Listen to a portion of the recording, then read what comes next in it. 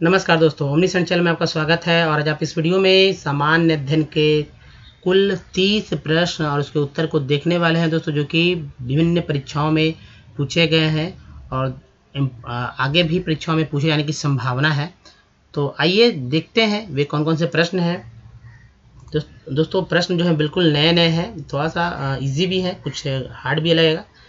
तो देखिए, आगे बढ़ने से पहले आपसे निवेदन कि चैनल को अगर अभी तक आपने सब्सक्राइब नहीं, चैनल को सब्सक्राइब कीजिए, घंटी को दबाइए सबसे पहले वीडियो की जानकारी के लिए कौन सा वीडियो आया है आज के डेट में, यानी दिन प्रतिदिन जो वीडियो अपलोड किया थे उसके बारे में। और देखिए, लाइक का बटन जरूर दबाइए और अधिक से अधिक लोगों तक जरूर शेयर कीजिए। तो आइए चलते हैं पहले प्रश्न पर। प्रश्न नंबर दोस्तों पहला है 1 नंबर के 17वीं सदी के दौरान इब्राहिम आदिल शाह, ठीक है, इब्राहिम आदिल शाह द्वितीय द्वारा जो है लिखी गई कौन सी निम्नलिखित पुस्तक जो है हिंदू देवताओं एवं मुस्लिम सूफियों के गुणगान से संबंधित गानों का जो है संग्रहण है। बहुत ही इंपॉर्टेंट है। और देखिए, ये आम जीवन भी अगर पूछा जाएगा तो ऐसा बहुत इंपॉर्टेंट है। अगर सूफी या हिंदू देवताओं से जुड़ा हुआ गुणगान से संबंधित कोई गाना है और गानों का संग्रह है तो कौन सा वो पुस्तक जो कि इब्राहिम आदिल शाह द्वितीय ने लिखा था 17वीं सदी के दौरान। उत्तर है दोस्तों ऑप्शन हो जाएगा बी, किताब ए नवरस। देखिए, नवरस, किताब ए नवरस है। प्रश्न नंबर 2 है कर्नाटक संगीत में अलापना हिंदुस्तानी शास्त्रीय संगीत के समान होता है। देखिए, बहुत इंपॉर्टेंट है और ध्यान देना होगा प्रश्न में ध्यान कि कर्नाटक संगीत में जो है अलापना हिंदुस्तानी शास्त्रीय संगीत के किसके समान है। ये जो है देखिए तराना, ताल, अलाप या तिलाना। और उत्तर है दोस्तों ऑप्शन ए हो जाएगा तराना। अलापना जो है जो कि कर्नाटक संगीत में है और हिंदुस्तानी शास्त्रीय संगीत में तराना है, दोनों एक दूसरे के समान है। तो बहुत ही इंपॉर्टेंट हो जाएगा। इसके अलावा दोस्तों हिंदुस्तानी शास्त्रीय संगीत में जो है रगम और पलारी, ये भी जो है अलापना के समान ही है। नेक्स्ट प्रश्न में चलते हैं। प्रश्न नंबर जो है 3 है कि भारतीय वैज्ञानिक एवं भौतिक विज्ञान के प्रोफेसर कौन है जिन्होंने संगीत के प्रति अपने गहरे लगाव के कारण वर्ष 1921 में लंदन के रॉयल सोसाइटी में तारयुक्त संगीत उपकरणों के सिद्धांत पर शोध लेख प्रस्तुत किए थे। देखिए, शोध लेख जो होता है तो रिसर्च का जो होता है एक आर्टिकल होता है, लेख होता है, उसको प्रस्तुत किए थे कि जो कि 2 से 4 पन्नों का भी हो सकता है, अधिक भी। तो लेख है, लेख का जो भी शब्द सीमा हो, ठीक है। तो एक लेख प्रस्तुत किया गया था किनके द्वारा, जो कि भारतीय वैज्ञानिक भी है, भौतिक विज्ञान के भी प्रोफेसर रहे हैं। और उत्तर है दोस्तों ऑप्शन सी, यानी कि डॉक्टर सीवी रमन, ठीक है। सीवी रमन भारतीय वैज्ञानिक एवं भौतिक विज्ञान के प्रोफेसर ने जो है संगीत के प्रति अपने गहरे लगाव के कारण वर्ष 1921 में लंदन के रॉयल सोसाइटी के तार के संगीत उपकरणों के सिद्धांत पर लेख प्रस्तुत किया था। नेक्स्ट प्रश्न में चलते हैं। प्रश्न नंबर जो है 4 है कि ... यानी भरना है कि एक साधारण उपकरण है, कौन सा इनमें से साधारण उपकरण है जिसका प्रयोग जंगली घास को हटाने और मिट्टी को खोदकर ढीली करने के लिए किया जाता है। और उत्तर है ऑप्शन ए हो जाएगा फावड़ा, ठीक है। फावड़ा का साधारण उपकरण है ये, जंगली घास और मिट्टी को जो है खोदकर ढीली किया जाता है इससे, फावड़ा से। नेक्स्ट है प्रश्न नंबर जो है 5 के निम्नलिखित में से कौन से मानव रोग जो है बैक्टीरिया यानी कि जीवाणु के कारण उत्पन्न होता है, ठीक है। तो देखिए, बैक्टीरिया से जनित जितने भी रोग हैं आप उसके बारे में, वायरस से जनित जितने भी रोग हैं उसके बारे में, विषाणु से, तो आपको याद कर लेना चाहिए, ठीक है। तो ये देखिए उत्तर है दोस्तों आंत्र ज्वर यानी कि टाइफाइड, ऑप्शन डी हो जाएगा। नेक्स्ट प्रश्न चलते हैं। प्रश्न नंबर 6 है कि निम्नलिखित में से कौन से दक्षिणी अमेरिकन देशों में देशों में जो है ये एक्चुअली देश में वर्ष 2000 में पानी की आपूर्ति के निजीकरण के विरुद्ध पानी युद्ध हुआ था। बहुत इंपॉर्टेंट, पानी युद्ध है, नाम तो आपने नहीं सुना होगा, पानी युद्ध है। अब ये कौन सा देश है जहाँ पानी युद्ध हुआ था, प्राइवेटाइजेशन हुआ था, उसके लिए सोच लीजिए कि जीवन का जो मूल आधार है। और देखिए, ये जो देश है ऑप्शन सी हो जाएगा हमारा आंसर, बोलीविया। ठीक है, बोलीविया। और यहाँ जो कि दक्षिण अमेरिकी देश है बोलीविया, यहाँ पानी की आपूर्ति के निजीकरण के विरुद्ध जो है पानी युद्ध हुआ था, वाटर बैटल।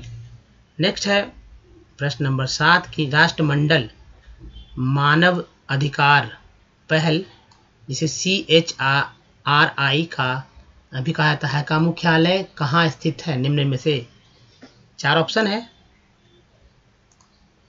तो संस्था और मुख्यालय के बारे में जानना बहुत जरूरी है। विभिन्न परीक्षाओं में अगर आपकी तैयारी शुरुआत की है तो आप याद रखेंगे कि जो संस्था है, संस्था का जो मुख्यालय, उसका भी पूरा याद कर ले, जितने भी सारे संस्थाएं हैं, ताकि कभी भी कोई भी प्रश्न छूटे ना। दोस्तों उत्तर जो है ये हो जाएगा ऑप्शन सी, नई दिल्ली। प्रश्न नंबर 9 है कि प्रधानमंत्री नरेंद्र मोदी ने, जो कि चुनाव है 23 मई को जो है इसका रिजल्ट भी आने वाला है। चुनाव जो है अप्रैल और मई में चलेंगे। 4 चरण और 3 चरण, टोटल 7 चरण में चलने वाले जो चुनाव। तो देखिए ये पिछले, चूँकि अब प्रधानमंत्री हैं, लेकिन अब रिजल्ट क्या आता है उस पर देखा जाएगा। तो देखिए ये 8 नंबर का प्रश्न है कि प्रधानमंत्री नरेंद्र मोदी ने शपथ ग्रहण करने के बाद, जब पहली बार उन्होंने जब प्रधानमंत्री बने थे तब की बात है, सर्वप्रथम सबसे पहले किस विदेश यात्रा पे गए थे? सबसे पहले किस देश का दौरा उन्होंने किया था? उत्तर है दोस्तों भूटान, जो कि बहुत पड़ोसी या छोटा सा देश है हमारा। और 15 से 16 जून 2014 को ये भूटान के दौरा पर थे शपथ ग्रहण करने के बाद, 15-16 जून को 2014 में। तो याद रखेंगे, इस बात बहुत इंपॉर्टेंट है कि कोई भी प्रधानमंत्री, खासकर हमारे देश का भारतीय प्रधानमंत्री, अपनी शपथ ग्रहण समारोह के बाद किसी देश का दौरा करते हैं, तो चाहे राष्ट्रपति हो या प्रधानमंत्री, इससे प्रश्न हमेशा पूछे ही जाते हैं। तो ये प्रश्न आने का ये एक तरह से पैटर्न है। आप ध्यान रखेंगे इस तरह की बात पर, कभी भी किसी भी राष्ट्रपति, प्रधानमंत्री, उपराष्ट्रपति के बारे में कहाँ गए, किन किन देशों की यात्रा किया, क्या क्या हुआ वहाँ, इन सारे बातों पर।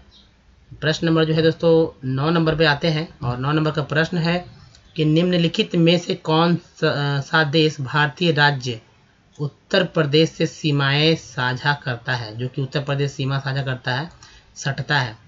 तो उत्तर प्रदेश, चीन, भूटान, नेपाल, कौन सा देश? तो बांग्लादेश तो होगा नहीं, अब जानते ही हैं, बहुत सामान्य सा प्रश्न है। और उत्तर जो है दोस्तों ऑप्शन सी हो जाएगा, नेपाल से साझा करता है। नेक्स्ट प्रश्न है, प्रश्न नंबर जो है दोस्तों 10 है कि बिम्स्टेक एक उप क्षेत्रीय समूह है जिसमें दक्षिण एशिया और दक्षिणी पूर्वी एशिया के 7 देश शामिल है। इसका मुख्यालय कहाँ है? बिम्स्टेक का मुख्यालय कहाँ है? बहुत इंपॉर्टेंट। और उत्तर दोस्तों जो है ढाका, इसका मुख्यालय बांग्लादेश के ढाका में है। नेक्स्ट प्रश्न पे चलते हैं। प्रश्न नंबर जो है 11 है कि निम्नलिखित में से किस जिले को राष्ट्रीय राजधानी क्षेत्र के 23वें जिले के रूप में शामिल किया गया? देखिए राष्ट्रीय राजधानी जो है ये एक बड़ा NCR है, देश का एक बड़ी राजधानी के रूप में इसे दर्जा दिया गया। तो 23वां जिला किसे शामिल किया गया? NCR में। ठीक है, दिल्ली में नहीं, राष्ट्रीय राजधानी का मतलब दिल्ली में नहीं, ऐसे NCR का अब जो है, तो 23वां जिला किसे शामिल किया गया है? देखिए उत्तर दोस्तों ऑप्शन ए हो जाएगा, शामली 23वां जिला है। वैसे दोस्तों न्यू दिल्ली में जो है 11 डिस्ट्रिक्ट्स है, जैसे कि बांटा गया दिल्ली को, new Delhi, north Delhi, north east Delhi, north west Delhi, Shahdara. ठीक है, तो इस तरह से बांटा गया है और 11 डिस्ट्रिक्ट्स हैं। जबकि NCR, जो कि NCR का मतलब बहुत सारे लोग नहीं भी समझते हैं, दिल्ली के बाहर के हैं या यूपी से जो बाहर के हैं। तो NCR ऐसा NCR को डेवलप किया गया है, जो जैसे कि दिल्ली के आसपास के जो राज्य हैं उनसे कुछ जिले को डेवलप करवाया गया है, तो उसको NCR में रखा गया है। तो जो ये 23वां जिला शामली को रखा गया है अभी। ठीक है, तो नेक्स्ट प्रश्न में चलते हैं। प्रश्न नंबर जो है 12 है कि GST पर संसदीय संशोधन बिल को किस राज्य ने सर्वप्रथम अनुमोदित किया था? बहुत इंपॉर्टेंट है। उत्तर तो असम। देखिए 12 अगस्त 2016 को असम राज्य ने GST यानी कि गुड्स एंड सर्विस टैक्स जिसे कहते हैं पर संसदीय संशोधन बिल को सर्वप्रथम अनुमोदित किया था? नेक्स्ट प्रश्न है प्रश्न नंबर 13 है कि पाल राजवंश के सर्वप्रथम राजा कौन थे? देखिए बहुत ही इंपॉर्टेंट प्रश्न है। तो सर्वप्रथम राजा जो थे ऑप्शन ए हो जाएगा गोपाल थे। ठीक है, पाल वंश के सबसे पहले राजा इन्होंने ही पाल वंश की स्थापना की था। अब धर्मपाल और देवपाल बहुत ही प्रमुख राजाओं में थे, नंदलाल ऐसा नहीं कोई राजा था पाल वंश में। ठीक है, तो नेक्स्ट प्रश्न में चलते हैं। प्रश्न में जो है दोस्तों 13 के बाद 14 पे आते हैं। प्रश्न नंबर 14 है कि ऐसे बागान जहां बिक्री के लिए एक नकद फसल उगाई जाती है उसे किस रूप में जाना जाता है? और उत्तर है ऑप्शन डी हो जाएगा रोपण खेती के रूप में उसे जाना जाता है। नेक्स्ट प्रश्न नंबर 15 कि नेपच्यून के अलावा नेपच्यून, यूरेनस, ठीक है, जो कि आखिरी ग्रहों में से है, तो उसके बाद प्लूटो था, जैसे प्लूटो को अब नहीं रखा गया है, तो के अलावा किस अन्य ग्रह को जो है नीला ग्रह कहते हैं? आप तो जानते ही हैं नीला ग्रह जो हमारे पृथ्वी को कहा जाता है। ठीक है, तो दोस्तों यहाँ जल होने के कारण जो है नेपच्यून को अंतरिक्ष में जो है नीला ग्रह का दर्जा दिया गया है। नेक्स्ट प्रश्न है एक्चुअली क्षमा करेंगे, ये नीला पृथ्वी पर जो है जल होने का नीला ग्रह कहा गया और नेपच्यून का भी जो है उस तरह का कलर है। नेक्स्ट प्रश्न में चलते प्रश्न नंबर जो है 16 कि निम्नलिखित में से कौन सा विकल्प निष्क्रिय गैस जो है, कौन सा विकल्प में निष्क्रिय गैस नहीं है? नहीं से पूछा जा रहा है, तो कौन सा जो है निष्क्रिय गैस नहीं है? 4 ऑप्शन है। तो देखिए ये क्लोरीन जो है एक निष्क्रिय गैस नहीं है, जबकि देखिए अगर पूछा जाएगा आपको इस तरह से भी याद रखना होगा कि निष्क्रिय गैस कौन कौन से है, तो आप याद रखे होंगे। ऑर्गन के बारे में सबको जानते हैं कि निष्क्रिय गैस है। अब क्रिप्टन और जेनॉन, इसे भी याद कर लीजिएगा, जो 3 है क्रिप्टन, ऑर्गन और जेनॉन जो है निष्क्रिय गैस है, इसको याद रखना बहुत ही जरूरी है। नेक्स्ट प्रश्न में चलते हैं। प्रश्न नंबर 17 क्यों लड़की पुस्तक के लेखक कौन है? और उत्तर है दोस्तों, आंसर जो हो जाएगा हमारा वो ऑप्शन ये हो जाएगा महाश्वेता देवी। महाश्वेता देवी हैं इसके रचयिता लेखक। अब आइए नेक्स्ट प्रश्न चलते हैं। महाश्वेता देवी के बाद प्रश्न नंबर 18 नंबर का प्रश्न है दोस्तों कि सर्वप्रथम किस देश ने महिलाओं को मतदान, ठीक है, वोटिंग का जो है अनुमति प्रदान किया था? और उत्तर है ऑप्शन ए बी। और अब बहुत सारे लोग सर्वप्रथम देश के बारे में कन्फ्यूजन हो जाता है। और देखिए यहाँ उत्तर है न्यूजीलैंड। हाल ही में सऊदी अरब ने भी जो है इस तरह का जो है छूट, बहुत सारे छूट महिलाओं को दिया है, तो लोगों के दिमाग में सऊदी अरब भी आ जाता है कभी कभी। दोस्तों आप एक कॉपी कलम पे लिख लीजिए सब, क्योंकि ये महिलाओं के अधिकार से जुड़ा हुआ है कि 1893 में सबसे पहले न्यूजीलैंड ने महिलाओं को मतदान यानी कि वोटिंग की अनुमति जो है दी थी। प्रश्न नंबर 19 है कि भारत में अली बंधुओं, जो कि शौकत अली और मोहम्मद अली नाम है उनका पूरा नाम, शौकत अली मोहम्मद अली, ने किस आंदोलन का नेतृत्व किया था? उत्तर है दोस्तों ऑप्शन बी हो जाएगा खिलाफत आंदोलन का। 1919-20 के दरमियान ये चला था आंदोलन। अली बंधु इसके जो है प्रमुख नेता थे। बाद में भारत छोड़ो आंदोलन के साथ है ये एक तरह से टाइप होकर चल रहा था। और दोस्तों देखिए उत्तर ये हो गया खिलाफत आंदोलन। प्रश्न नंबर 20 है कि भारतीय संविधान के भाग 4, देखिए भारतीय संविधान में 22 भाग हैं और ये भाग 4 जो है भाग 3 भाग 4 कुछ बहुत ही महत्वपूर्ण है। में किसका विवरण है? दोस्तों जो उत्तर है आपका ऑप्शन हो जाएगा बी, राज्य के नीति निर्देशक सिद्धांत का वर्णन किया गया है भाग 4 में। आइए नेक्स्ट प्रश्न चलते हैं। प्रश्न नंबर जो है 21 है कि काली मिट्टी को और किस नाम से पुकारा जाता है? उत्तर है ऑप्शन ए यानी कि रेगुर भी बोलते हैं, रेगर मिट्टी या रेगुर मिट्टी। तो दोस्तों नेक्स्ट प्रश्न है, देखिए ये जो है रेगर मिट्टी कपास के लिए बहुत ही महत्वपूर्ण है, काली मिट्टी बहुत ही महत्वपूर्ण है। नेक्स्ट प्रश्न है प्रश्न नंबर 22 की मानव अधिकारों की सार्वभौमिक घोषणा के अनुच्छेद 4 में किसका विवरण प्रस्तुत किया गया है? उत्तर है दोस्तों ऑप्शन ए हो जाएगा, गुलामी से स्वतंत्रता का विवरण जो है प्रस्तुत किया गया है। प्रश्न नंबर 23 है, किस भारतीय गैर सरकारी संगठन यानी कि एनजीओ के पारिस्थितिकीय स्थायी कृषि आदर्श नमूना के संवर्धन हेतु संयुक्त राष्ट्र विकास कार्यक्रम यानी कि यूएनडीपी के नाम से ज़्यादा इसे लोग जानते हैं, यूएनडीपी 2017 का इक्वेटर पुरस्कार, बहुत इंपॉर्टेंट, इक्वेटर पुरस्कार प्रदान किया गया किसे, किस एनजीओ को, किस भारतीय एनजीओ को प्रदान किया गया? और उत्तर है दोस्तों ऑप्शन सी यानी कि स्वयं प्रशिक्षण प्रयोग को जो है ये मिला इक्वेटर पुरस्कार, जो कि बहुत ही इंपॉर्टेंट है। नेक्स्ट प्रश्न है प्रश्न नंबर 24 पे आते हैं। अब प्रश्न नंबर 24 है कि प्रकाश वर्ष किसका मापन करता है? देखिए ये दूरी का प्रकाश वर्ष मापन करता है। देखिए प्रकाश वर्ष क्या है, तो एक साल में प्रकाश द्वारा तय की गई दूरी को प्रकाश वर्ष कहते हैं। नेक्स्ट प्रश्न प्रश्न नंबर 25 की मनुष्य की आंख का रंग जो है कभी ब्लैक कभी नीला भी आंख होता है, तो आंख में जो आंख का रंग जो है आंख में किसकी स्थिति से जो है रंग द्रव्य पर निर्भर करता है? किसकी? देखिए आइरिस है, कॉर्निया, फेस, लेंस है, क्या है? देखिए उत्तर है दोस्तों आइरिस, तो ये आंख का रंग जो है आइरिस पर डिपेंड करता है। ठीक है, तो देखिए फिर से एक बार, मनुष्य की आंख का रंग आंखों के आइरिस में स्थित रंग द्रव्य पर निर्भर करता है। नेक्स्ट प्रश्न प्रश्न नंबर 26 की हिंद स्वराज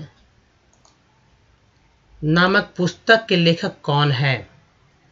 और आंसर है इसका ऑप्शन ए मोहनदास करमचंद गांधी यानी कि एमके गांधी। ज़्यादातर जो है ऑप्शन में एमके गांधी लिखकर इस तरह से पूछा जाता है, लोग कंफ्यूज हो जाते हैं।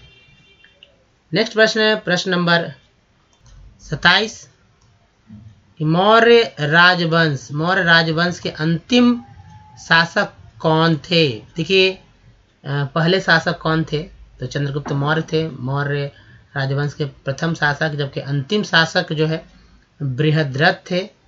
ठीक है, तो चंद्रगुप्त के बाद बिंदुसार आए, बिंदुसार के बाद अशोक आए, उसके बाद जो है अशोक तक जो है प्रमुख शासन काल था, उसके बाद कई भी आए। तो खैर इस क्रम में जो है सबसे लास्ट में बृहद्रथ आए, इसके बाद पुष्यमित्र वंश का जो है स्थापना हो गया। बृहद्रथ को मारकर पुष्यमित्र ने जो है एक नए राजवंश की स्थापना पुष्यमित्र वंश की किया था। नेक्स्ट प्रश्न है प्रश्न नंबर 28 की राजा हर्षवर्धन ने जो ऑप्शन है खाली जगह भरना में भद्र विहार नामक ज्ञान के एक बृहत केंद्र की स्थापना की थी, वो कौन सा है, वो कहाँ है? और देखिए उत्तर जो है ये ऑप्शन हमारा जो हो जाएगा दोस्तों, हर्षवर्धन जो कन्नौज से संबंधित है और कन्नौज में ही जो है भद्र विहार नामक ज्ञान के एक बृहत केंद्र की स्थापना भी उन्होंने किया था। अब देखिए ये जो भद्र विहार है इसका उल्लेख वेनसोंग ने किया है कि वेनसोंग ने कन्नौज में हर्षवर्धन द्वारा बनवाए गए भद्र विहार का उल्लेख किया है अपने जो यात्रा वृत्तांत में। नेक्स्ट प्रश्न है प्रश्न नंबर 29 कि निम्नलिखित में से कौन सा एक अम्ल का गुण नहीं है? देखिए अम्ल होता है, खट्टा होता है, क्षार है और उदासीन भी होता है, बहुत सारे पदार्थ। देखिए अम्ल का गुण कौन सा नहीं है? 4 ऑप्शन है और जो हमारा उत्तर है दोस्तों ऑप्शन हो जाएगा सी, अम्ल का स्वाद कड़वा होता है। ऐसा नहीं होता है, अम्ल में जो है कड़वाहट नहीं पाई जाती है। देखिए अम्ल का क्षार के साथ मिलकर लवण बनाता है, अम्ल के स्वाद खट्टा होता है, यानी स्वाद में खट्टा होता है, और अम्ल नीले लिटमस को लाल में परिवर्तित कर देता है। ये जो ऑप्शन डी है, हमेशा इस तरह से प्रश्न पूछे जाते हैं कि खट्टा और क्षार को लेकर कि नीला लिटमस को लाल कर देता है या लाल लिटमस को किस तरह से, तो इस तरह से पूछे जाते हैं बहुत ही प्रश्न, ये ऑप्शन डी को रख कर। तो खैर यहाँ पर कुछ प्रश्न हटकर था। नेक्स्ट प्रश्न है प्रश्न नंबर 30 जो कि इस वीडियो का आखिरी प्रश्न है, और यानी दोस्तों 30 प्रश्नों को मैंने बताया था कि 30 प्रश्न इस वीडियो में है, तो 30वां प्रश्न है। इसके बाद और भी बहुत सारे वीडियो आप देखेंगे जो कि अधिक से अधिक वीडियो उसमें अधिक प्रश्न रखे गए हैं, तो इस वीडियो में ही तक। और 30वां प्रश्न है कि निम्नलिखित में से किस क्षेत्र में सार्वजनिक उपलब्धि के लिए भारत सरकार द्वारा अर्जुन पुरस्कार दिए जाते हैं? उत्तर दोस्तों अर्जुन पुरस्कार जो है खेल में जाते हैं। आपके लिए एक प्रश्न है यहाँ पर अगर आप देख रहे हैं वीडियो को तो कि सबसे पहला अर्जुन पुरस्कार किसे दिया गया था। अगर आप जानते हैं तो कमेंट जरूर करिए ताकि पता चल सके कि कितने लोगों ने जो है यहाँ तक वीडियो देखा है और इसका फ़ायदा उठाया है। इस वीडियो में दोस्तों यहीं तक, धन्यवाद। अगर वीडियो अच्छा लगा तो प्लीज़ लाइक का बटन जरूर दबाइए और अधिक से अधिक लोगों तक शेयर कीजिए। नोटिफिकेशन को ऑन कीजिए यानी घंटी को दबाइए सब्सक्राइब बटन के बाद, ताकि जो भी वीडियो अपलोड है उसकी जानकारी सबसे पहले दोस्तों आपको मिल सके। तो धन्यवाद, थैंक्स फॉर वॉचिंग। मिलते हैं नेक्स्ट वीडियो में कुछ और महत्वपूर्ण प्रश्नों के साथ। और मेरे चैनल के प्लेलिस्ट में अब जाके जितने भी जीके के प्रश्न हैं उसे देखिए, बहुत ही इंपॉर्टेंट और प्रीवियस ईयर्स के क्वेश्चंस पे जो है बेस्ड है। बहुत सारे प्रश्न हैं और दोस्तों प्रश्न जो वही आते हैं जो कि पूछे जाते हैं, कोई नया प्रश्न कहीं से आने वाला नहीं है। क्योंकि प्रश्न दोस्तों जब भी कोई बनाता है तो आप सेल्फ जो प्रश्न बनाने बहुत समय लगता है, तो प्रश्नों को इधर से उधर से इकट्ठा कर लिया जाता है। ठीक है, तो बस प्रीवियस प्रश्न का देखते रहें। धन्यवाद।